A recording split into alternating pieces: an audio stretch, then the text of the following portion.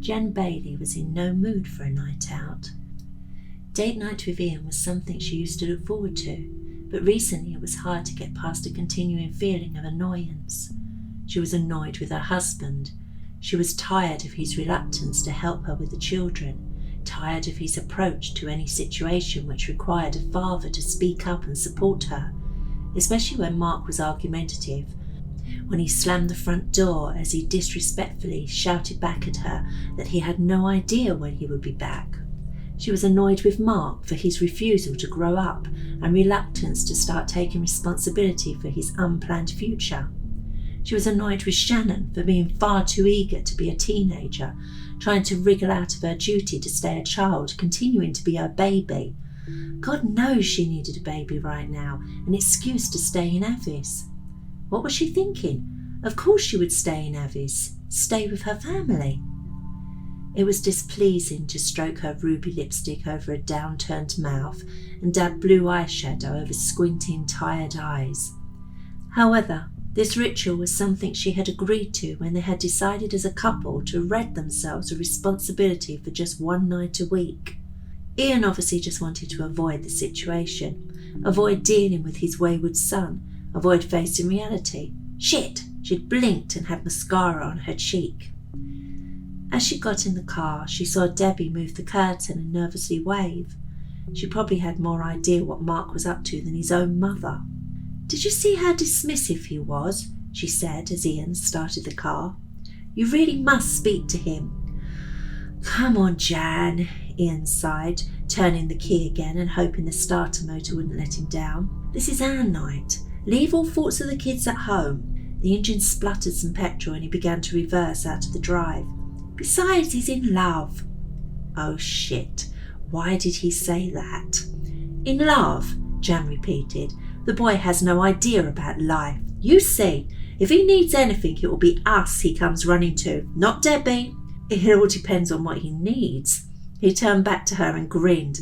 "Come on, love, let's have a good night tonight." "I would rather have left Avis, gone somewhere we're not used to." "I thought it was nice of her to invite us," he said, now driving towards the edge of town. "We should make more effort to get involved with the community. We've lived here long enough." "But a séance," Jan said, looking out at the darkness. "You don't half pick 'em, Ian." "I didn't pick her, she picked me. Us. I thought it was best to bring the car as they say it's going to rain this evening." "They said the rain we are going to have is just the tip of the iceberg to what's coming. Did you give Debbie all the money we owed her?" "Yeah, all paid up." Ian was tired. He didn't really feel up to a date night. It was a commitment he couldn't get out of. Jan had been snappy with him and the kids. She needed a break. Besides, he would never hear the last of it. Breaking another promise, not caring about how she felt. At least a séance wouldn't cost anything. Pubs were too expensive right now. There was nothing worse than sipping a beer as he worked out how many rounds he could afford before thinking of an excuse of why they should leave. He knew he needed to tell Jan his hours had been cut back at the factory, but not tonight. Things really were going to be tight. She didn't need to hear that. "I hope Shannon will be okay this evening," Jan continued. "I'm going to have a word with Jessica's mother, letting 10-year-olds watch horror movies. What was she thinking?" "I doubt if she let them," Ian said. "You know what kids are like." "I do, but I didn't realise you were an expert." "We're here." He pulled up outside a small cafe with dirty yellow curtains hanging at the greasy-looking window. "She lives up there," he pointed. They got out of the car and Jan felt speckles of rain on her face and wished she hadn't even bothered with mascara. She looked up at the windows of the flat above the cafe. Rusty old railings attached to steps on the side of the building led to a black door.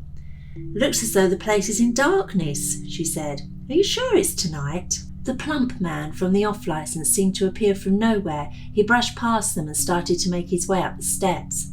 "Are you here for the séance?" he asked. Ian smiled at Jan and they followed him up the steps.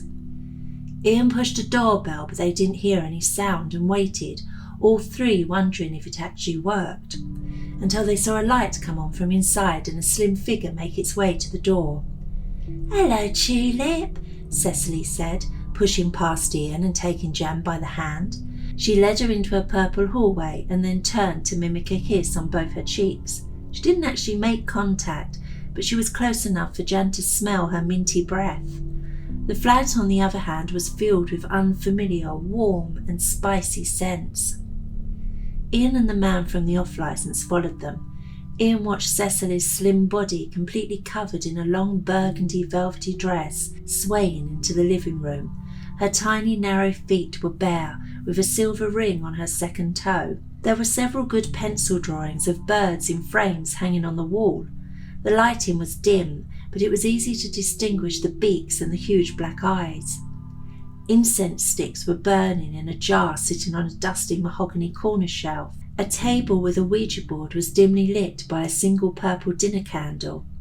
A couple were already seated and smiled nervously as Jan and Ian and the man from the off-licence joined them. "This is so exciting," Cecily said. "I'm so glad you could all come to my little gathering." All the company smiled at her, and she looked gleeful at the attention. Her eyes were huge in the weakly lit room, almost like the birds in the pictures. Her hair was unfashionably short and close to her head, a stark contrast to Jan's and the woman at the table. "Let's start by introducing ourselves. Of course you know my name is Cecily." She grinned and then looked at the man from the off-licence. My name is Adam," he said. I'm the man from," and they said in unison, "the off-licence." He looked pleased, perhaps because they had acknowledged his existence. "Jan and Ian," Jan said, and then thought perhaps she should have allowed Ian to introduce himself. He didn't seem to care, though. "Madge and Nigel," the other woman said, and for no obvious reason they all chuckled. "Now, before we start, I'm going to get us all a drink," Cecily said. "Sounds good," Ian said, putting a thumbs up. Cecily left the room, and shortly after they could hear cluttering coming from the kitchen. "I saw your boy earlier," Adam said. "He came into the shop." "Did he?" Jan replied sharply. "I hope you know he's not 18 yet." "He bought a can of Pepsi and a Mars bar," Adam replied, and looked at Ian nervously. Ian rolled his eyes and smiled. "He's 18 next month." "Do you have any children, Madge?" Jan asked, smiling at the woman who had taken a glasses case from her bag and was cleaning her glasses with a small square of cloth. "Yes, we have a daughter, Sloane." "Hard work, aren't they?" interrupted Adam. Nobody replied. Cecily returned, a tray in her hand, as she swayed to the table and placed it on the Ouija board. There was a cup for everyone. She instructed them to take one and then moved the tray, placing it on the floor by a carpet bag with a peacock pattern. Adam was already sipping from the teacup. Jan could see something floating in the liquid. Another intoxicating aroma accompanied the steam oozing from her cup.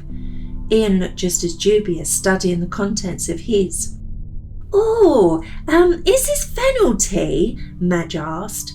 "It's supposed to be a really good for relaxation." "Hold on, no, is it rubus?"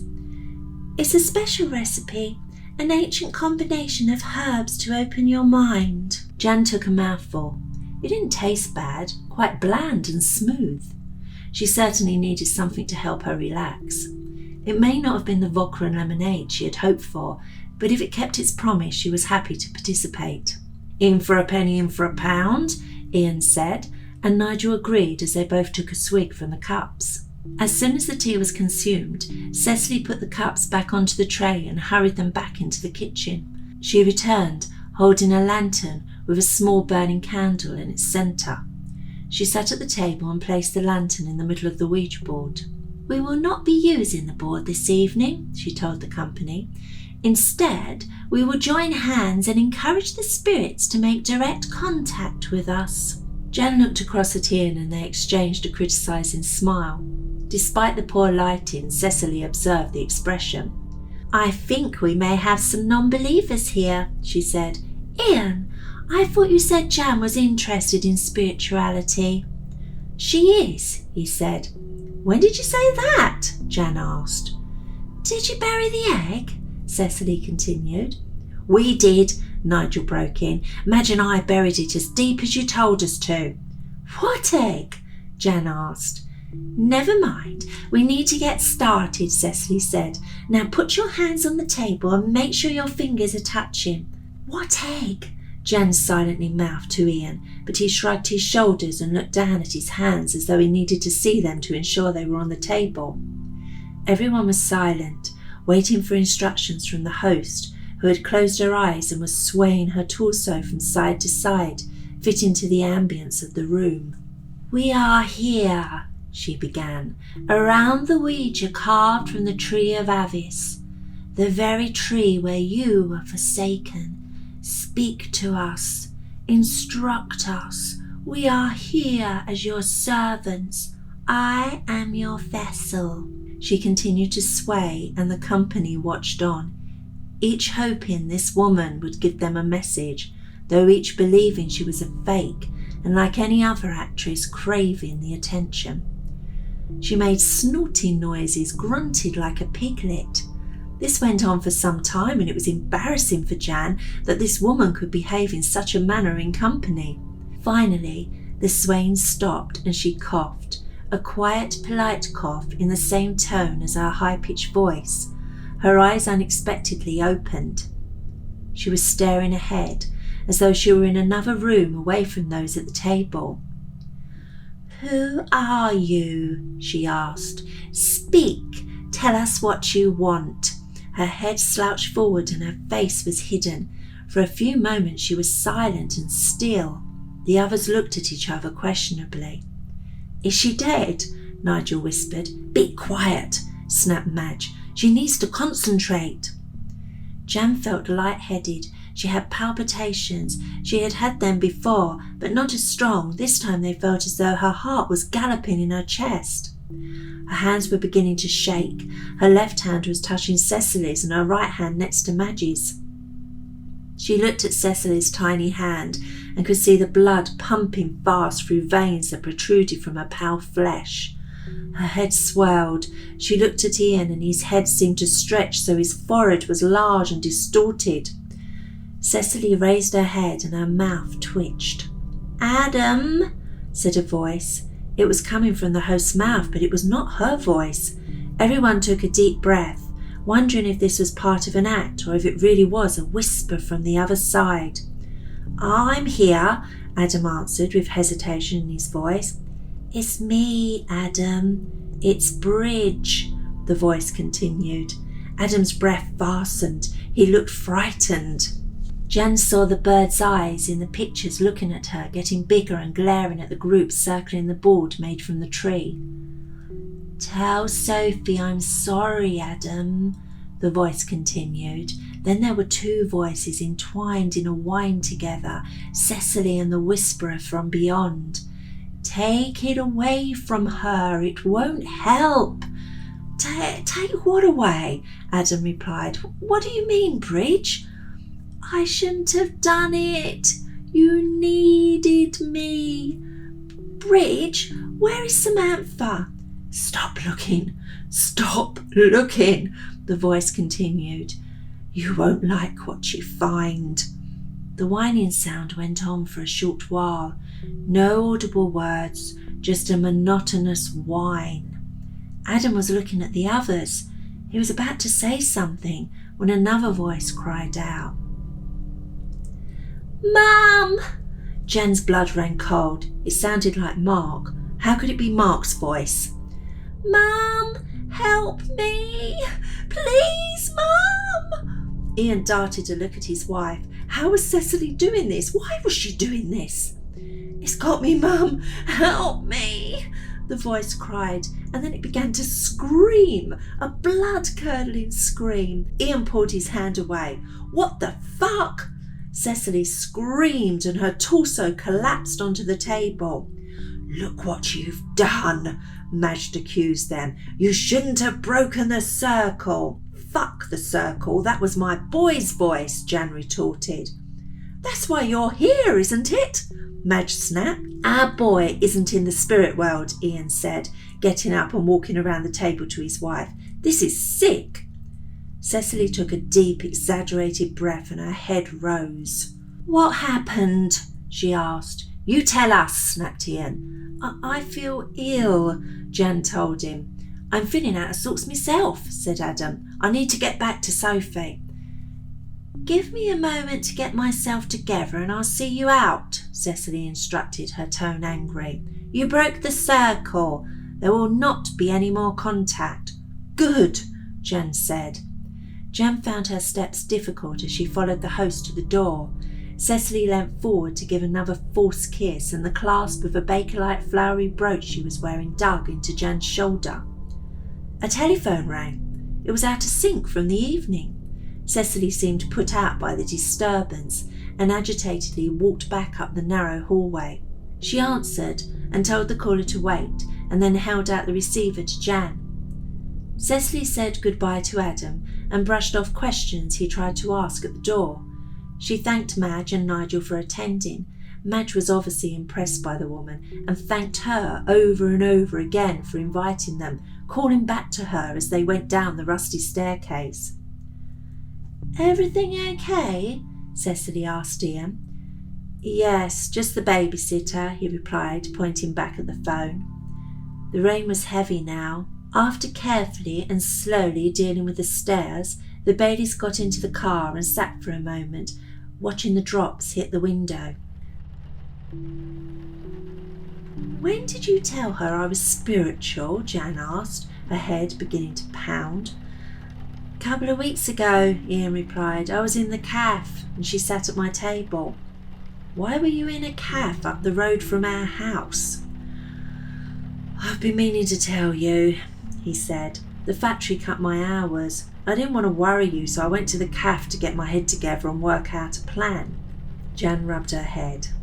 Take me to my son, she ordered. He's all right, Ian said. It was just a sick joke. The woman's an impersonator. Take me to my boy, Jan repeated. After a few times of turning the key, they were driving towards Weeping Lakes. Colin's car was still parked next to the grass verge. The rain was relentless. Jan didn't care. She wanted to see Mark's face. She got out and began traipsing over the marshy land towards the middle of the lake. She called out Mark's name, then Colin's. Ian called out to Kevin. Jan spotted a pile of metal junk laying next to the water's edge. She made her way over to it, slipping and sliding on the flooded grass. There were empty cans of lager.